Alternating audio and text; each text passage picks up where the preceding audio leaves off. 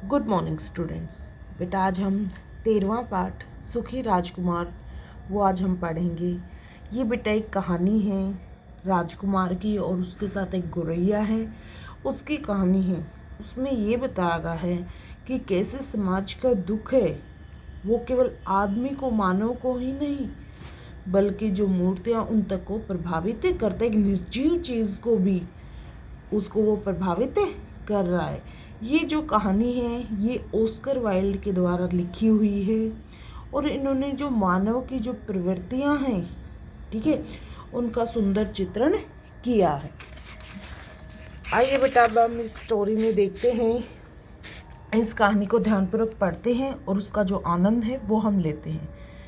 बेटा जो नगर है उसमें उत्तर की ओर एक ऊंचा सा स्तंभ है और उस पर राजकुमार की जो प्रतिमा है वो स्थापित की गई है। उस पर सोने का जो पत्र है वो चढ़ा हुआ है, उसकी जो तलवार है उस पर भी एक लाल जड़ा हुआ है और उसकी जो दोनों आंखें हैं वो नीलम से बनी हुई है। यानी कि सभी जो लोग हैं उसकी प्रतिमा की सभी प्रशंसा करते थे। एक दिन एक गौरैया है वो रात को उस नगर के पास पहुंचती है तो सोचती है कि मेरे स्वागत के लिए ऐसा हुआ होगा। फिर वो कहती है कि मैं कहाँ ठहरूं, कौन मेरा स्वागत करेगा। तो फिर वो स्तंभ के पास, उस मूर्ति के पास रुक जाती है और सोचती है कि मैं यहीं रहती हूँ और मुझे क्या है, इसी मूर्ति के पास रहूँगी और मुझे यहीं से सारी चीज़ें दिख जाएंगी, ठीक है। लेकिन जैसे ही वो उस मूर्ति के पास अपना बैठती है तो उसके ऊपर पानी गिरता है। एक बूंद गिरी, 2, 4 बूंद जब उसके ऊपर गिर जाती है तो ये सोचती है कि यहाँ पर तो बारिश भी नहीं हो रही, इतना साफ मौसम है, फिर भी ये जो बूंदें हैं वो कैसे आई, ठीक है। फिर जब उसने ऊपर राजकुमार की जो मूर्ति थी उसकी तरफ देखा तो उसने देखा कि राजकुमार है वो रो रहे हैं। तो उसने पूछा तुम कौन हो?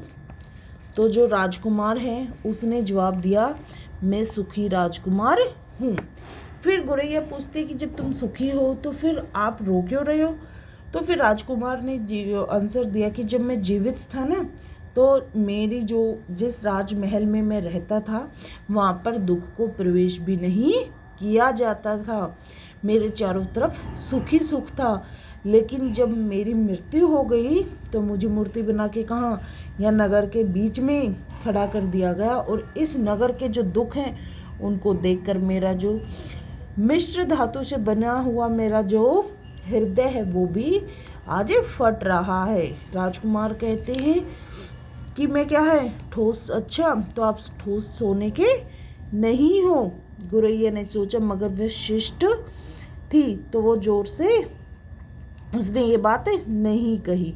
फिर उसको राजकुमार कहता है कि यहाँ एक गंदी सी गली है, उसमें एक टूटा हुआ मकान है, उसकी खिड़की खुली हुई है और वहाँ पर एक जो महिला है उसका बच्चा क्या है, बीमार है और वहाँ पर तो जाके मेरी जो तलवार है उसमें क्या है, वहाँ पर उस बच्चे को दे आओ ताकि उसकी माँ है वो अपना काम करती रहे और उस बच्चे का वो इलाज है वो करवाती रहे, ठीक है। फिर राजकुमार की इस बात पे काफ़ी उदास हो जाता है और गौरैया का जो गौरैया है उसको दया आ जाती है।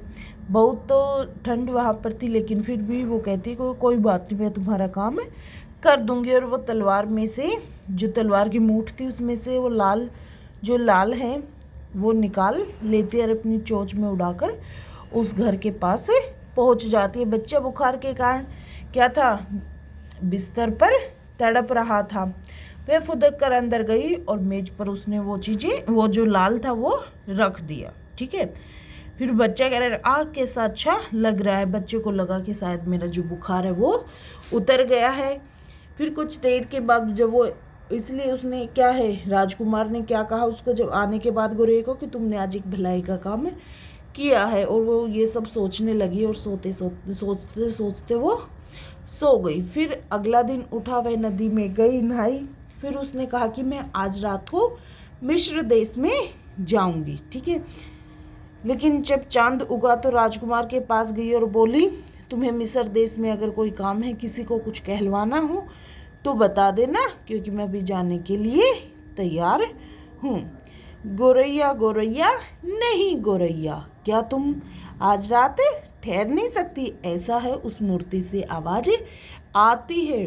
वो उसको फिर बताता है कि यहाँ दूर एक कलाकार है, ठीक है। कलाकार का फिर वो कहता है कि एक तरुण कलाकार है, वो अपने कागजों से लदी हुई मेज पर झुका हुआ है और उसके जो बगल है उसके वहाँ पर एक पात्र है और उसमें सूखे जो फूल हैं वो हैं, उसके बाल घुंघराले हैं, उसकी आंखें सपने देखने वाली, और वो रंगमंच के लिए एक नाटक लिख रहा है, लेकिन ठंड की वजह से उसकी जो उंगलियां हैं वो नहीं चल रही और उसकी अंगूठी में एक भी कोयला नहीं है। उसके कोयले उसकी जो उसके पास कोई कोयला नहीं है और भूख भी उसको लग रही है, तो उसके जो सपने हैं वो टूट जाएंगे और तुम मेरी जो आंखें हैं इनमें से हारे जो रतन है वो निकाल के, एक रतन निकाल के उस कलाकार को दे आओ, ठीक है। तो फिर वो कहता कि क्या तुम, मैं आज फिर रुक जाऊं, फिर क्या तुम्हें मैं उसको दूसरा लाल देकर आऊँ? वो कहता है कि नहीं, मेरे पास कोई दूसरा लाल नहीं है, मेरे पास सिर्फ मेरी आंखें, और इसमें से नीलम निकाल के तुम उसको दे आओ। फिर गोरैया कहती है कि नहीं, मेरे से ऐसा नहीं होगा। राजकुमार बोलता है नहीं, तुम्हें मेरी बातें माननी चाहिए। और गोरैया उसकी आंखों में से, आग में से नीलम निकाल कर उस कोठरी की ओर उठ जाती है और वहाँ पे मेज़ पर रख कर आ जाती हैं। वो तुरंत जो कलाकार है वो सोचता होगा कि किसी मेरे प्रशंसक ने, जो प्रशंसक है उसने ये भेजा है, और वो अपना जो नाटक है वो समाप्त कर लेता है, ठीक है। फिर चांद उगता है, वो राजकुमार के पास आकर बोलती है और कहती है कि मैं तुमसे विदा मांगने आई हूँ। फिर राजकुमार कहता है गोरैया, प्यारी गोरैया, क्या तुम आज रात मेरे पास नहीं ठहरोगी? देखो अब तो सर्दी है वो भी होने लगी है और मिश्र में हरे हरे जो खजूर के गुंज हैं उन पर गर्म धूप छाई होगी, मेरे साथी एक प्यारे मंदिर में घोंसला बना रहे होंगे, ऐसा गोरैया उसको कहती है। फिर राजकुमार कहता है कि यहाँ पर जो नीचे वाली गली है वहाँ पर एक लड़की खड़ी है, उसका जो सामान था वो नाली में गिर गया और वह रो रही है, और अगर वह खाली हाथ घर जाएगी तो उसके पिता उसे मार डालेंगे, तो मेरी दूसरी आँख निकाल कर भी उसको दे आओ। गोरैया मना करते कि मैं ऐसा नहीं करूँगी, लेकिन वो कहता है कि नहीं, तुम उसको दे आओ, और वो उस लड़की को देकर आ जाती हैं। फिर गोरैया कहती है कि अब तो तुम अंधे हो गए हो, ठीक है। वो वापस आके उससे वो कहता है कि अब तुम अंधे हो गए इसलिए मैं तुम्हारे पास हमेशा रहूँगी। फिर ऐसे फिर जब वो उसके पास रहना शुरू कर देती है, उसी के पास वो सोती है। फिर वो उसको विभिन्न प्रकार की जो कहानियाँ हैं, जो नील नदी के किनारे कतार में खड़े रहते थे उन लाल बुगलों की कहानियाँ सुनाती है, और जो छपट कर सुनहलिया मछलियाँ चोंच में दबाकर उड़ जाते हैं, चंद्रमा की घाटियों के जो राजा हैं उनकी कहानी सुनाती है, यानी कि वो उसको काफ़ी तरह की आश्चर्यजनक कहानियाँ वो सुनाती है। लेकिन राजकुमार उसको कहता है कि मनुष्य का जो दुख है, सुख है, जो दुख का दर्द है, उससे बड़ा कोई भी रहस्य नहीं है। जाओ तुम मेरे नगर में जाओ और मेरे जो प्रजा है उनको देख कर आओ कि वो कहाँ पर क्या हो रहा है, और तुम मुझे उसका सारा वृत्तांत सुनाओ। गोरैया शहर में जाती है, शहर में पूरा उड़ती है, तो देखते हैं कि जो अमीर लोग हैं वो मौज मस्ती कर रहे हैं, जबकि जो गरीब के बच्चे हैं वो बेचारे भूखे इधर उधर सूनी निगाहों से एक दूसरे की तरफ देख रहे हैं। वो वापस आकर राजकुमार को सब हाल बताती है। तो फिर राजकुमार बोलता है कि इस मेरा जो शरीर है इसमें से श्रवण पत्र निकाल कर मेरी निर्धन प्रजा को बांट दो, और धीरे धीरे वो श्रवण पत्र निकाल कर गोरैया सारी प्रजा में बांट देती हैं। जो राजकुमार था वो मटमैला और मनहूस सा दिखाई देने, वो गंदा सा दिखाई देने लगा, उदासी भरा वो दिखाई देने लगा। लेकिन जो गरीब बच्चे थे उन पे क्या है, वो खुश हो गए थे। क्यों? क्योंकि उनके पास अब थोड़े से पैसे आ गए थे, खाने के पैसे थे, ठीक है। वो गलियों में खेलने लग गए थे। उसके बाद बेटा बारिश, ओले गिरे, पाला पड़ा, और बारिश के साथ क्या है, चारों तरफ बर्फ से चांदी की जैसे ऐसा लग रहा था कि जैसे चांदी चारों तरफ फैली हुई है, जबकि सड़कें थी वो बर्फ से ढकी हुई थी। सभी के क्या था, फर वाले जो कोट थे वो निकल आए थे, और ठंड ज़्यादा बढ़ने के कारण जो गोरैया है वो भी राजकुमार को नहीं छोड़ पाई थी, क्योंकि वो उससे प्यार, उसके समीप रहने लगी थी, उसकी गुणों से उसको प्रेम हो गया था। वो एक दिन इतने उसको अपने पैरों से, अपने क्या थे उसके जो पर थे, उसको इतना शक्तिहीन लगा कि अब वो सिर्फ एक बार राजकुमार के कंधे तक उड़ सकती है। वो उसको अलविदा राजकुमार कहती हैं। तो राजकुमार बोलता कि अच्छा तुम अपने देश जा रहे हो, मिस्र देश में जाना चाहती हो। वो कहती कि नहीं, मैं तो मृत्यु के लिए तैयार हो रही हूँ। और उसने राजकुमार की वहाँ तक गई, उसके कंधे तक गई और उसके पैरों में गिर जाती है।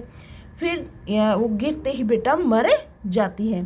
फिर एक अंदर से जो राजकुमार था, उसके अंदर से भी चटकने की आवाज़, कुछ टूटने की जो आवाज़ है वो आई।